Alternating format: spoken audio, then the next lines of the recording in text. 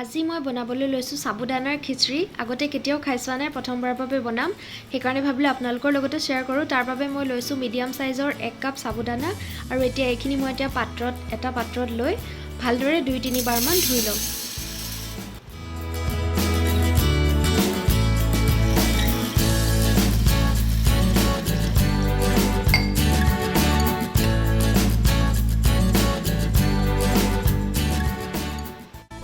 এয়া মই 2-3 বাৰমান ভালদৰে ধুলোঁ। ধুই পেলাই এতিয়া মই প্ৰায় 3/4 কাপ পানীত এইখিনি গোটেই ৰাতিটোৰ বাবে তিয়াই থৈ দিম। সাবু লৈছিলোঁ মই 1 কাপ আৰু পানী লৈছোঁ 3/4 কাপ। সাবুখিনি ভালদৰে ডুবাকে আৰু তেনেকৈ লৈ এইখিনি মই ঢাকি থৈ দিম এতিয়া ৰাতিটোৰ বাবে। 5-6 ঘণ্টামান তিয়ালেও হয় বুলি ভিডিঅ' এটাত পাইছিলোঁ, কিন্তু মই গোটেই ৰাতিটোৰ বাবেই থৈ দিম। Good morning everyone. আজি হ'ল নেক্সট ডে আৰু এতিয়া এয়া মই সাগুৰ ৰাতি তিয়াই থোৱা সাগুখিনি ধুনীয়াকৈ কোমলি আছে। এতিয়া মই এইখিনি খিচৰিটো বনাবলৈ ল'ম। খিচৰিটো বনাবলৈ মই কি ইনগ্ৰেডিয়েণ্টছ লৈছোঁ ফাৰ্ষ্টত সেইখিনি দেখাই ল'ম।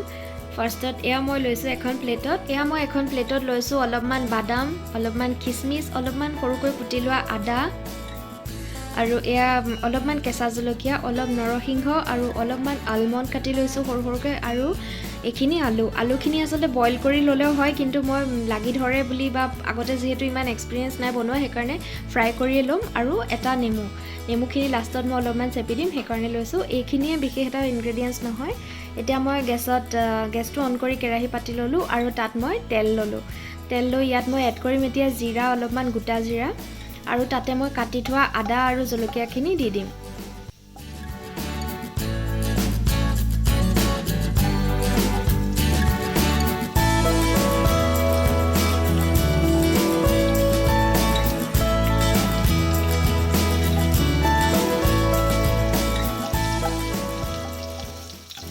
জিৰা, আদা, জলকীয়াখিনি অলপমান লৰাই দি এতিয়া মই তাতে কাটি থোৱা আলুখিনি এড কৰি দিম আৰু লগতে নৰসিংহ পাতখিনি এইখিনি এড কৰি দিছোঁ। এতিয়া মই এইখিনি অলপ দেৰি ঢাকি ভাজি ল'ম আলুখিনি সিজালৈকে। আৰু ইয়াতে মই এতিয়া এড কৰিম নিমখ, হালধি, অলপমান জিৰা গুড়া, অলপমান ধনিয়া গুড়া।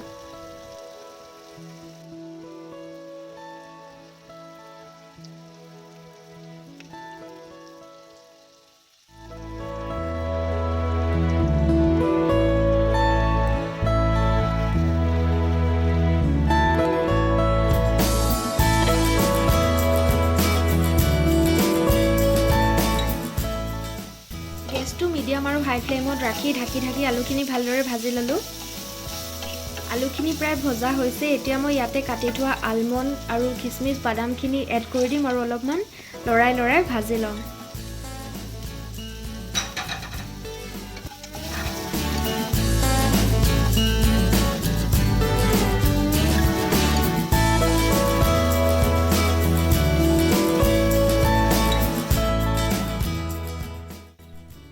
এতিয়া বাদাম, খিচমিচ এইখিনিৰ লগতো আলুখিনি অলপ দেৰি ভাজিলোঁ।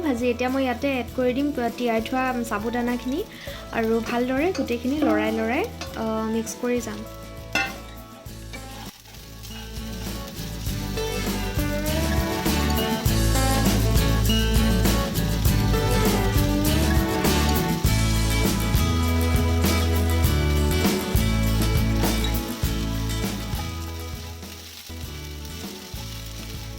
মিডিয়াম ফ্লেমত অলপ দেৰি এনেধৰণে লৰাই এইখিনি মই 5 মিনিটমানৰ কাৰণে ল' ফ্লেমত ঢাকি থৈ দিম।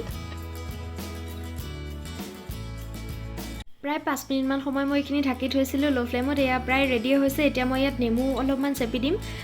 নেমুখিনি চেপি দিলে টেষ্টটোও ভাল হয় আৰু এটা হৈ পৰে তেতিয়া, গতিকে নেমুখিনিও চেপি দিলোঁ। চেপি অলপমান লৰাই মই এতিয়া গেছটো নমাই থৈ দিম। হৈ গ'ল মোৰ সাবুদানা খিচৰি ৰেডি। এতিয়া এখন প্লেটত উলিয়াই ছাৰ্ভ কৰিম গৰমে আৰু খাবলৈ বিৰাটেই ধুনীয়া হৈছিল। আপোনালোকেও এনেধৰণে ট্ৰাই কৰি চাব পাৰে যিসকলে বনাই চোৱা নাই। আৰু যদি ভিডিঅ'টো চাই ভাল পালে এটা লাইক কৰিব, কমেণ্টো কৰিব পাৰে। আৰু যদি মোৰ আজি চেনেলটো ফাৰ্ষ্ট টাইমৰ কাৰণে চাই আছে, প্লিজ ছাবস্ক্ৰাইব কৰিব। তেতিয়াহ'লে লগ পাম আৰু এটা নতুন ভিডিঅ'ৰ সৈতে। তেতিয়ালৈকে সকলো সুস্থ থাকক, হেপী থাকক। Bye bye.